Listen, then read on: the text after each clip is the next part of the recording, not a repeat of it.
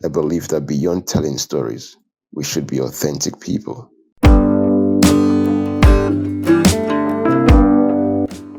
You see, we do talk about our poverty, our riches, our misunderstanding, our defect, our everything. Each of them must be used in the appropriate time.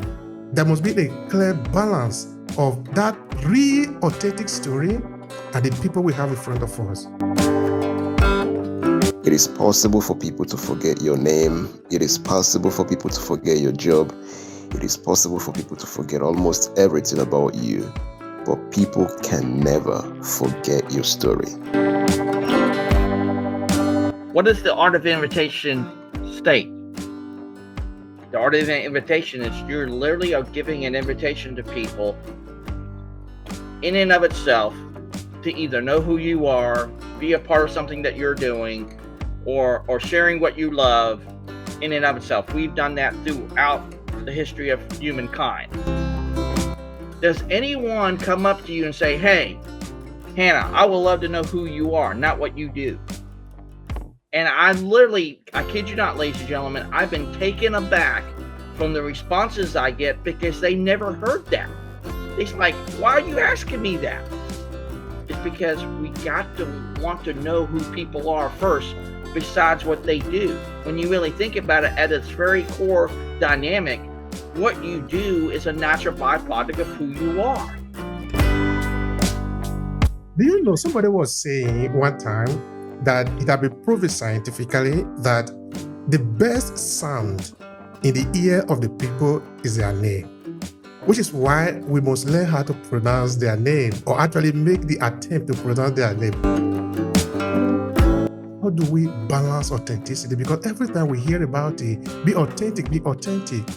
But when we are in the sphere of storytelling, where we want to be able to connect to the people, to the circumstances, the time, the situation, the message, because now the story that we are telling is not just any other type of story. In any other type of situation, we have a clear KPI, we have a clear agenda for telling this story, which is also going to say that the way that we put ourselves in that story also need to be very clear for us.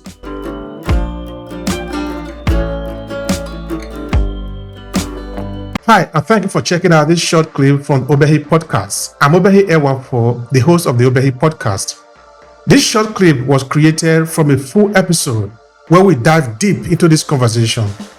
To see the entire video, all you need to do is to click on the link in the description of this video. Now, while you are there, I want to share something with you quickly. Are you a purpose-driven entrepreneur? Do you want to cut across the noise and attract the right audience, leveraging the power of storytelling? Now pay attention. I'm currently working on a signature program to help you own your story and stand out for the competition. It's a 5-step journey to help reshape your professional and business narrative so you can drive success and stand out in the competition. And in less than 90 days. The link is what you see on your screen, academy.aclasses.org/story. Now this is what we have understood. Storytelling is the most powerful instrument that is known to man. And this is what this could mean to you. You could either choose to own your story and leverage it to amplify your message and whatever you represent in this world, or some other person could own that story. The choice is yours.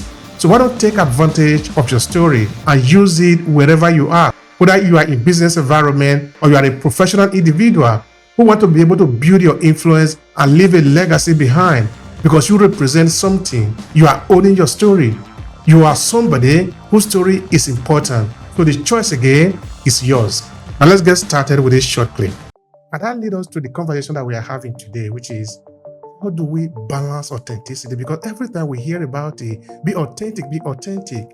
But when we are in the sphere of storytelling, where we want to be able to connect to the people, to the circumstances, the time, the situation, the message, because now the story that we are telling is not just any other type of story. In any other type of situation, we have a clear KPI, we have a clear agenda for telling this story, which is also going to say that the way that we put ourselves in that story also need to be very clear for us.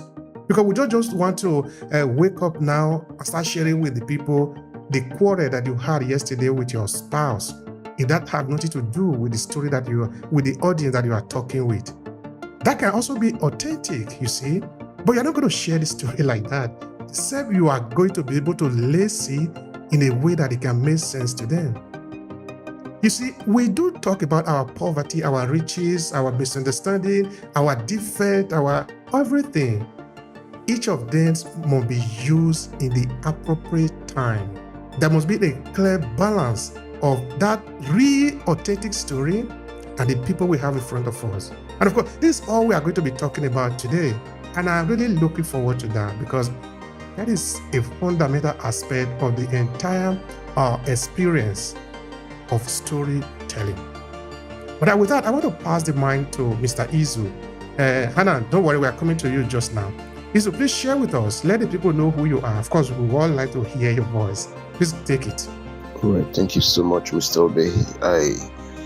I'm so happy to be here today. For some reason, I missed out during the last session.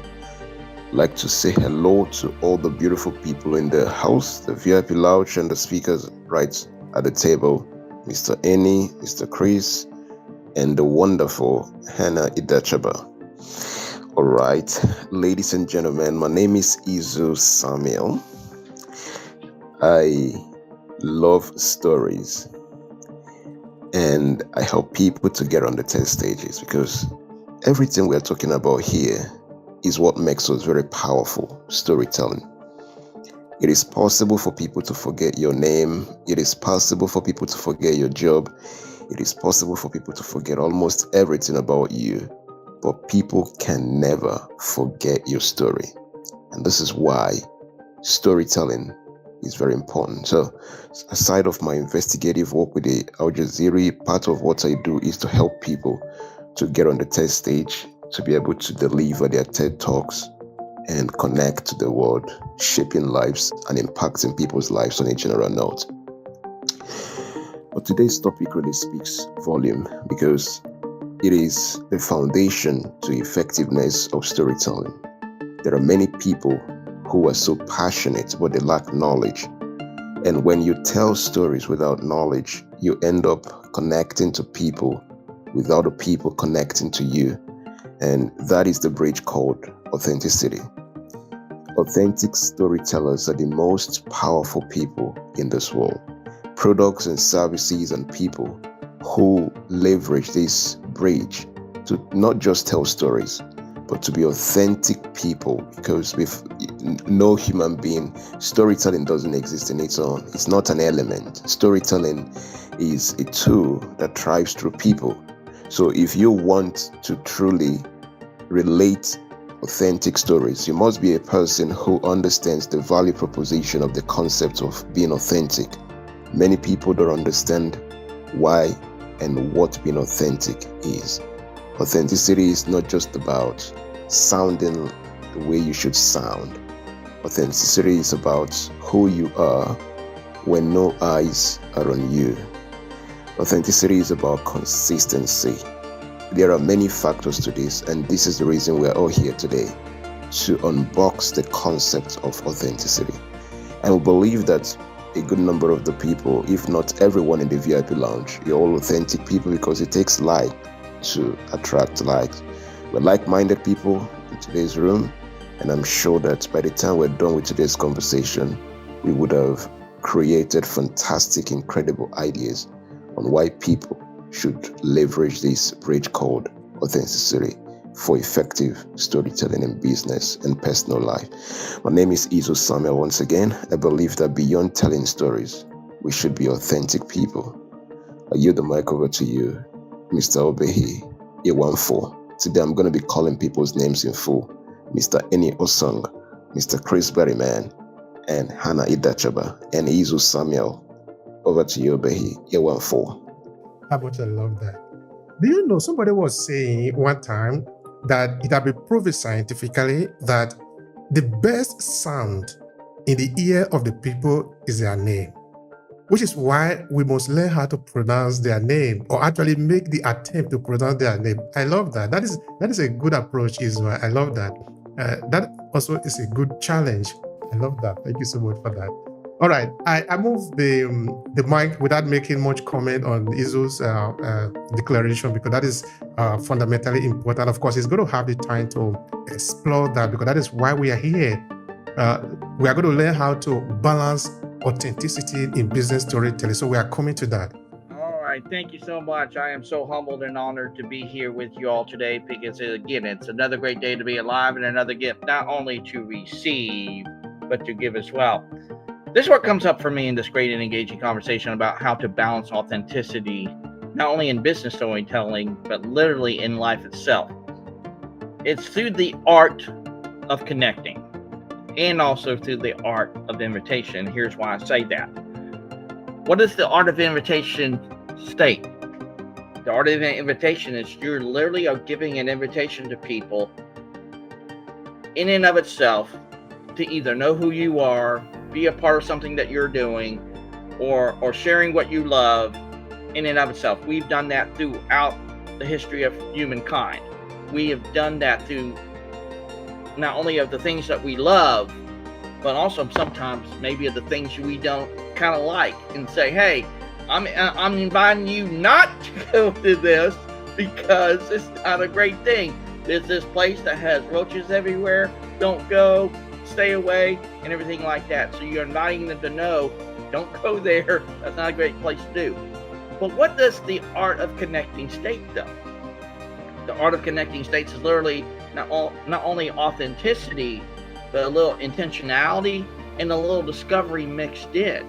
Thank you for checking out this video. Are you getting enough value from it? You see, this video was created for the purpose of adding value to you. So if this video make any sense to you, let me know in the comment section below. I'm interested in understanding what you take away from this video and if it makes sense to you, so we can provide more. Now let's return to the video. But see, ladies and gentlemen, I'll stand before you today to tell you and share with you, for a lot of years, we've actually, in one way, shape, matter, or form, have done the art of connecting 180 degrees backwards. And this is the reason why I say that. We always ask each other, I kid you not, even when you probably will leave this call today, which I hope you don't, because my call to action for you to just actually do the opposite of this, is we've always asked each other, it's like, what do you do? What do you do? What do you do? But ladies and gentlemen, do we actually, from a place of intentionality and authenticity and a little discovery, ask to know who people are? Think about that for a moment. Does anyone come up to you and say, hey, Hannah, I would love to know who you are, not what you do? And I kid you not, ladies and gentlemen, I've been taken aback from the responses I get, because they never heard that.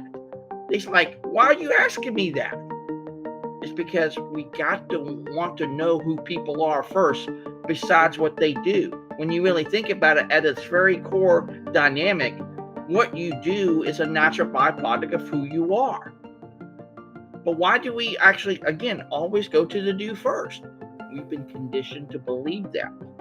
And I truly believe, ladies and gentlemen, once we are willing to let that go, not only can we be now more authentic with the people that we connect with, but we will be not only more intentional, but we want to end up discovering again about who they are, not what they do. Because when you get down to the core thing that interconnects us all, it's our very humanity that really connects us together.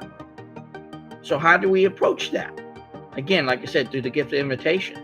We put that out there and we just say, hey to the world, my name is Chris Berryman. This is who I am, not what I do. I want to get to know who you are on a deep and meaningful human level. And just leave it at that. Because I guarantee you, and I kid you not, ladies and gentlemen, it's not a matter of if they will connect with you. It's only a matter of when.